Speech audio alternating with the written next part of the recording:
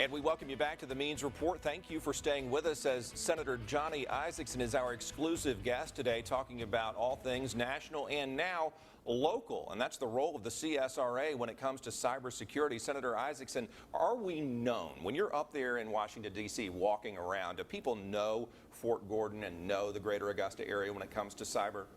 They know Fort Gordon and they know the greater Augusta area, and they know how important Fort Gordon is to the security of the United States of America. But I don't think anybody in Augusta or the United States of America really understands the depth and the reach of the Cybersecurity Center at Fort Gordon. Fort Gordon is the heartbeat, the center, and the soul of American intelligence in the 21st century. You think that's known worldwide as well, that, hey, all the U.S. stuff when it comes to protecting our cyber interests is right there at Fort Gordon, and does that make it a target? And once again, as I asked you in the first segment, should we go through life scared that somebody's looking at us? You shouldn't go through life scared, first of all. Go through life being aware. That's important. Secondly, the Richmond County Commission, the Columbia County Commission, the City of Augusta, you're now consolidated, I think. That's right. Before you were consolidated, has historically over the last 30 years made a commitment to protect the perimeter of Fort Gordon from encroachment, so Fort Gordon could have a buffer around it, and it is completely secure. And that buffer is there in large measure because of the cooperation of local government. So everybody's aware. Nobody is aware of all we can do at Fort Gordon, and I can't tell you what I know about all we can do, but you ought to sleep comfortably because of Fort Gordon, not be afraid. Well, does our growing role in the cyber industry, if you will, make us closure-proof at Fort Gordon? Well, let's just put it this way. The most recent cutbacks, Fort Gordon was the only facility in the state of Georgia to have a net gain of personnel, not a loss.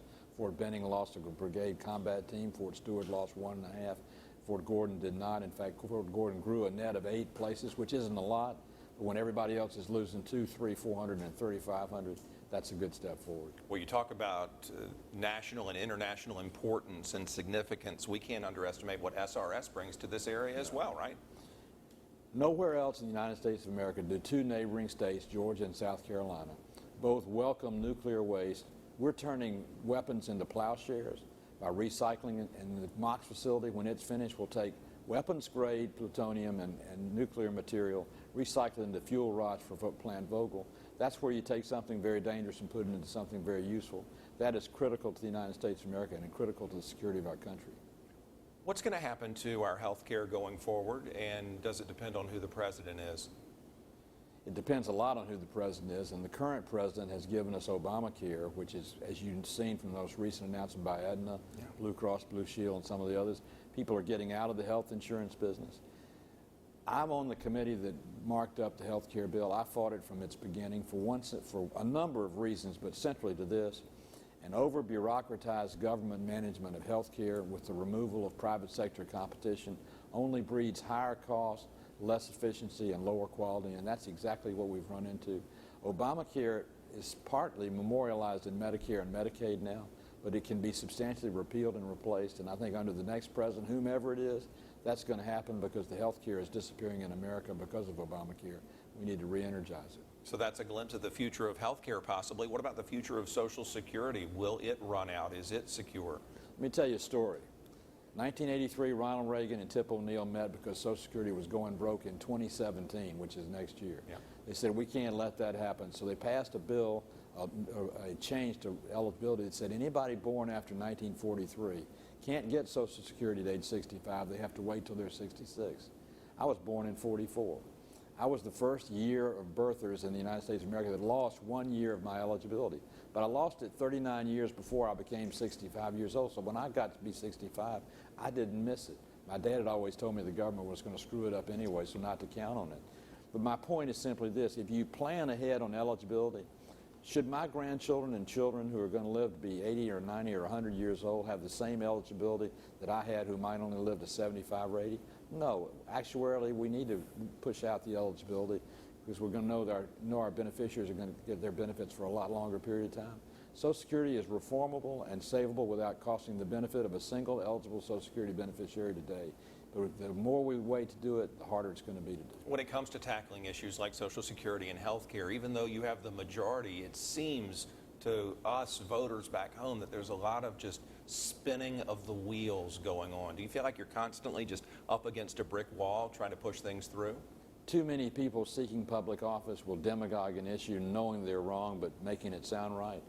Like there are a lot of people say that he's going to take away your Social Security. We're not going to take away anybody's Social Security. We're going to reform eligibility for Social Security so we save it, don't take it away.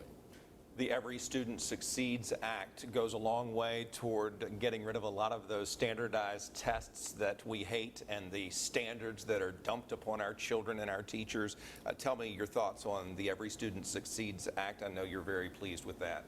I'm very pleased with it. I'm one of the 2 people left in Congress that wrote No Child Left Behind, so we were part of the reform under the Bush administration. And we knew if it worked that it would be its own worst enemy by the time 10 or 12 years went by, because it would be harder and harder to make AYP. And then the government came in and put more tests on students, and then they came in and put Common Core on students. With ESA, with Every Student Succeeds, we reduced the federal role, eliminated Common Core being mandated by the federal government, left curriculum up to the local Board of Education in the state, and empowered our teachers to teach kids, not just test them all the time. Georgia and South Carolina, the area that sees this broadcast, was operating under waivers for No Child Left Behind. So my question is, will we really notice anything with Every Student Succeeds? Will we feel anything here on the ground day to day in the classroom? Yes, because of this.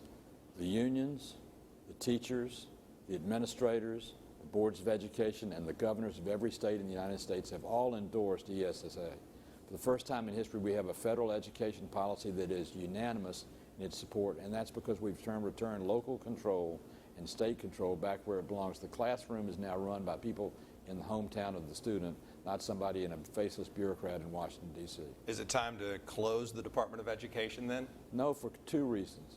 There are only 2 federal roles. One is with the free and reduced lunch kids, when we did the Title I schools in 1968, where we supply to kids who come from poverty with a free breakfast and give them a hand up and a hand rather than a handout. That's important, and that's a federal program. And secondly, under Jimmy Carter, we passed Public Law 74-194, which is the IDEA, Individuals with Disabilities Act. Where we were warehousing kids who had disabilities and just waiting until they got to be 17 and letting them go. Now we have to teach them, and we have to help them, and we have to make them contributing members of society. That federal mandate ought to always stay in place.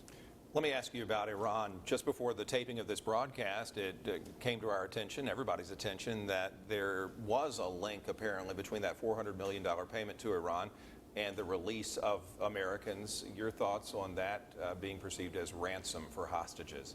We have a policy of not paying ransom for hostages. That's the word. If we ever start doing that, it will never stop. And I don't, I was not in the room. I don't know what the order was, but I know if it quacks like a duck and it walks like a duck and it looks like a duck, it's probably a duck. The fact those hostages that were released couldn't leave that airport until the $400 million landed in another airplane sounds to me like a quid pro quo, and sounds to me like ransom any way you look at it. What do we do about that? How do we make sure that doesn't become a First, pattern? we expose it so that both presidential or all the presidential candidates have to go on record before November 8th on what their policy is going to be on ransom. If we establish a policy of paying ransom, we're going to put at risk and jeopardize every American citizen that travels overseas, every State Department employee, and we're going to cause chaos around the world. That was a terrible decision if it was ransom, and we need to turn it around and stop it. Have you ever had a private conversation with President Obama? Have you ever just been in a room with him one-on-one? He was elected to the Senate the same day I was elected to the Senate in 2004, and the first night in Washington, he and his wife and my wife and I had dinner together, so I've known him since I first went to Washington. So you like him? He's a likable guy, and I like a lot of other things in life too, but I also like honesty, straightforwardness, and results. What have you been doing in the state of Georgia? You don't go back to work in Washington until just after Labor Day. What are you doing in the state these days? Well, just to give you a taste, I did a 5K, by the way. You did? The Rabin Ramble about 2 weeks ago. My wife won it, and I finished last. But I finished. No, you finished. That's exactly right. Yeah. But I'm doing outreach in the state. We were at Rabin County, Georgia, which is far northwest Georgia. We've been in Camilla, Georgia. We've been in Augusta, Georgia. We've been in Statesboro, Georgia. Later on next week, we did a statewide tour, by the way, including at Textron in Augusta, when the State Chamber of Commerce and the Georgia Chamber of Commerce and the National Chamber of Commerce endorsed me for re-election. We did a 2-day fly around in 7 cities in Georgia to take that message. Tell me what you can say to our viewers, tell our viewers rather, what they can expect in the years ahead when it comes to things that will benefit them. There are a lot of jobless folks watching. There are a lot of people looking for a reason to think, okay, Augusta's on the upswing. Things are looking better. What can you bring here or do to make the CSRA better than it is? Well, first of all, you're seeing expansion in the CRSA right now. I was at Textron 2 weeks ago, which has made an acquisition and an expansion. The Augusta National, which is the greatest brand to market any community, is expanding and puts Augusta on the map everywhere. We're expanding at Fort Gordon. The Savannah River site will improve in its employment. So there are lots of things happening in this greater CSRA that are benefiting this community and benefiting the citizens of Augusta. I wasn't sure if we'd have time. I did want to hit on gun control very quickly. Anything at the federal level that can be done to keep guns out of the wrong hands?